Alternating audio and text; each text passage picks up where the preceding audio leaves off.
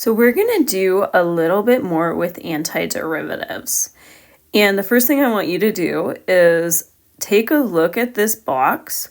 I'd like you to pause the video and see if you can fill in, try to fill in as many of these as you can. Okay, so I'm going to warn you right now, the cosine and sine, people mix things up a lot with these, and it mainly has to do with whether it's positive or negative. Just because of the way that derivatives are. So the antiderivative of cosine of x is sine of x plus c. Keep in mind the derivative of sine of x is cosine, so the antiderivative of cosine is sine. The derivative of sine of x dx is going to be negative cosine of x. Keep in mind that if you do the derivative of cosine of x, that is actually negative sine. So if you do the antiderivative of sine, that's negative cosine. You can check your answer with the sines and cosines, especially by taking the derivative of the antiderivative that you get. So cosecant squared x dx is negative cotangent x. Secant squared x dx is tangent x. I just realized I forgot to put the c for that negative cotangent. Don't forget that. Cosecant x cotangent x is cosecant x plus c. And secant x tangent x is secant x plus c. So we're going to evaluate the antiderivatives below. I'd like you guys to, before anything else, I'm going to fix that typo down there. There should not be a minus sign after that 4. So I'd like you guys to go ahead, pause the video, and see if you can get these two. Okay, so for A, I'm going to pull that 2 out front. If you're feeling pretty good about these, you can skip the step where you pull the 2 out front and just go straight into taking the antiderivative of sine x and then just put the 2 in the front in the end. So the antiderivative of 2 sine x is negative 2 cosine of x plus c. And once again, I do recommend that you check your answer by taking the derivative of the answer that you got. The antiderivative of secant x tangent x plus 4 is secant x. That's the antiderivative of the first part. And then you do the derivative of the 4. So the derivative of the 4 is 4x. Sorry, I just said derivative, I meant antiderivative. Then we have a plus c. And feel free to check your answer by taking the derivative. Okay, so we have a few other derivative rules, antiderivative rules.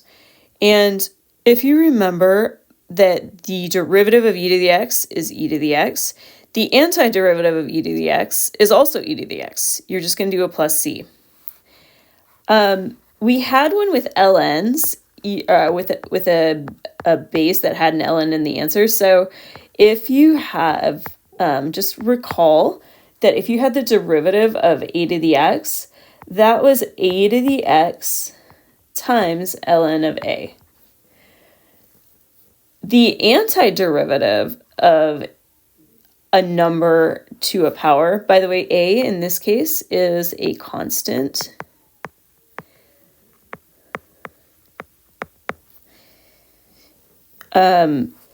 So the antiderivative of a to the x is really similar to the derivative, except that the ln is on the bottom of the fraction.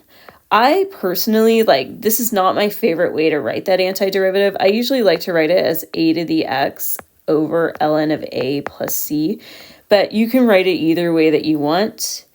These tend to come up, they don't come up often, but they do come up enough that you should probably just know both the derivative formula on the right and this one in the box. The e to the x, as you might guess, comes up all the time. Okay, once again, go ahead, pause the video. I want you to do A and B for example number 5. So for part A, we have the antiderivative of 5e to the x. Feel free to do the middle step where you pull the 5 into the front. It's not really needed. We're going to end up getting 5e to the x plus c.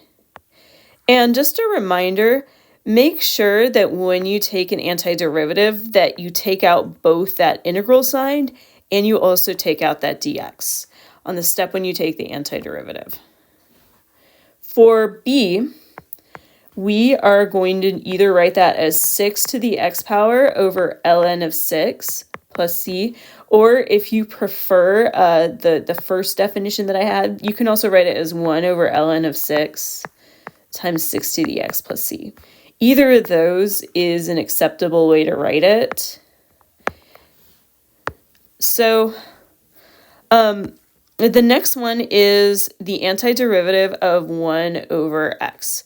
And you might remember looking back at the ones where we did the power rule that the exponent, I'm going to show you actually. The exponent for here, it said when it was not equal to -1. So this is the case where the exponent of your x is equal to -1. You might also see this written as the integral of x to the -1 dx. Just remember that those two things are the same. It's going to be equal to ln of the absolute value of x plus c. That absolute value gets forgotten frequently, so just be very careful about it. There are, so ln, you can only have positive numbers if you're doing the ln of something. This takes that into account so that if you were to get a negative number that you plugged into your antiderivative, you would not end up getting an undefined answer. Go ahead, I'd like you to pause the video and quickly try example number 6. Okay, so for 6, you are going to get, once again, feel free to skip this middle step if you want. You are going to get 5 times ln of the absolute value of x plus c. And this is one of the few cases where the derivative and doesn't like 100% match the antiderivative, and it's because of that absolute value. The absolute value is only a one-way thing. It's only when you're doing the antiderivative that you get ln of an absolute value. And that's to make sure that we don't get any negatives inside an ln, which would give us an undefined thing. Okay, we have 2 other integrals that you're going to see. We will talk a little bit more about these type later on, but they might come up every so often. So the first one is that if you have the integral of either, I'll show you another way that you might see this written. So it'll either be written as the integral of 1 over the square root of 1 minus x squared times dx, or you might just see the dx written on the top.